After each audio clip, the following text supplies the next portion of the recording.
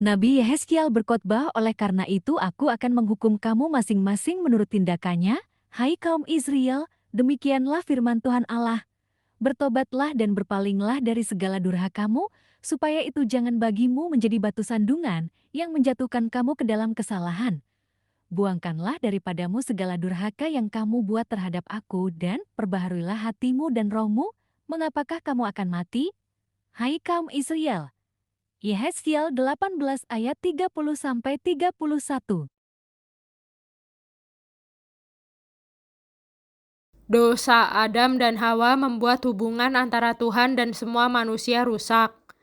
Adam dan Hawa serta semua umat manusia yang semula berada di kerajaan Tuhan meninggalkan kerajaan Tuhan saat mereka melakukan dosa dan memasuki kerajaan iblis. Namun Tuhan berbelas kasihan pada manusia. Dia mengirimkan anaknya yaitu Yesus ke dunia untuk menyelamatkan mereka yang percaya kepadanya. Meminta Tuhan memperbarui hati dan roh. Tuhan ingin semua orang meminta Tuhan agar diperbaharui hati dan rohnya. Jawab Yesus, aku berkata kepadamu, sesungguhnya jika seorang tidak dilahirkan dari air dan roh, ia tidak dapat masuk ke dalam kerajaan Allah. Apa yang dilahirkan dari daging adalah daging, dan apa yang dilahirkan dari roh adalah roh. Angin bertiup kemana ia mau, dan engkau mendengar bunyinya, tetapi engkau tidak tahu dari mana ia datang atau kemana ia pergi. Demikianlah halnya dengan tiap-tiap orang yang lahir dari roh. Ya, Tuhan ingin semua orang dibaptis dengan Roh Kudus agar mereka mendapat hati dan roh yang baru. Berterima kasihlah pada Tuhan Yesus Kristus Tuhan kita. Yesus tidak pernah melakukan dosa, dan dia tidak layak menderita hingga meninggal, hanya manusia yang layak menderita demikian. Tetapi Yesus bersedia mengorbankan dirinya di kayu salib dan menanggung segala kutuk dosa dan maut. Yesus dikubur dan 3 hari kemudian dia bangkit dari kematian. Yesus mengalahkan dosa dan kematian, dia membebaskan kita dari kuasa kegelapan. Yesus duduk di sebelah kanan Bapa. Roh Kudus diberikan kepada setiap orang percaya seperti yang dijanjikan Bapa. Hari Pentakosta adalah hari di mana Tuhan memberikan karunia Roh Kudus pada jemaat gereja mula-mula. 2000 tahun kemudian, orang yang percaya pada Yesus masih dipenuhi kuasa Roh Kudus. Setan ingin semua orang Kristen tidak menerima karunia Roh Kudus. Setan memperbolehkan gereja membicarakan, mempelajari, berdebat dan berdiskusi mengenai doktrin-doktrin Kristen selama mereka tidak menerima Roh Kudus. Setan membuat banyak gereja dan perpecahan gereja di dunia untuk mencegah orang Kristen memasuki kerajaan Tuhan. Ini Rizky, salah satu dari banyak orang Kristen yang tidak pernah menerima Roh Kudus dan karunia-karunia Roh Kudus.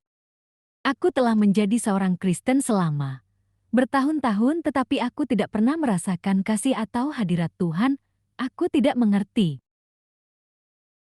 Rizky tidak tahu ada dosa yang masih dia lakukan, dan dosa ini memisahkan dia dari Tuhan. Tuhan, aku tahu kau masih mengasihiku karena kau memberikan anakmu Yesus yang berkorban di kayu salib. Aku mengakui dosaku, dan aku berjanji melakukan kehendak-Mu di hidupku. Aku tidak akan pernah melakukan kehendak siapapun selain Engkau. Aku mengakui dosa-dosaku, ampunilah dosaku. Jadikanlah hatiku tahir, ya Allah, dan perbaharuilah batinku dengan roh yang teguh, dalam nama Yesus, amin. Rizky, kau harus meninggalkan kepercayaanmu mengenaiku yang salah dan dosamu disalib sekarang. Ya Tuhan, aku tinggalkan kepercayaanku mengenaimu yang salah dan dosa-dosaku disalib, karena aku benar-benar menginginkanmu sebagai juru selamatku yang tercinta. Aku ampuni dosamu. Aku akan memberikanmu hati dan roh yang baru. Dosa meninggalkan hati Rizky. Roh Kudus memberikan roh baru pada Rizky dan Rizky pun menjadi seorang Kristen lahir baru.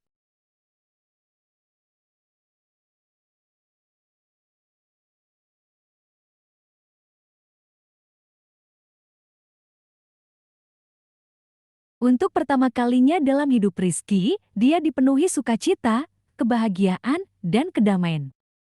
Rizky diberikan hati yang baru. Rizky sekarang adalah ciptaan baru karena ada roh baru di dalam dia. Dia menyembah dalam roh dan kebenaran karena Tuhan adalah roh. Dia diberikan karunia pujian penyembahan. Rizky memiliki hati dan roh baru di dalam dia. Sekarang Rizky adalah orang Kristen lahir baru. Dia adalah seorang murid Yesus Kristus. Rizky memasuki kerajaan Tuhan selamanya. Tuhan ingin semua orang Kristen menjadi orang Kristen lahir baru, agar mereka bisa melihat kerajaan Tuhan. I have decided to follow Jesus.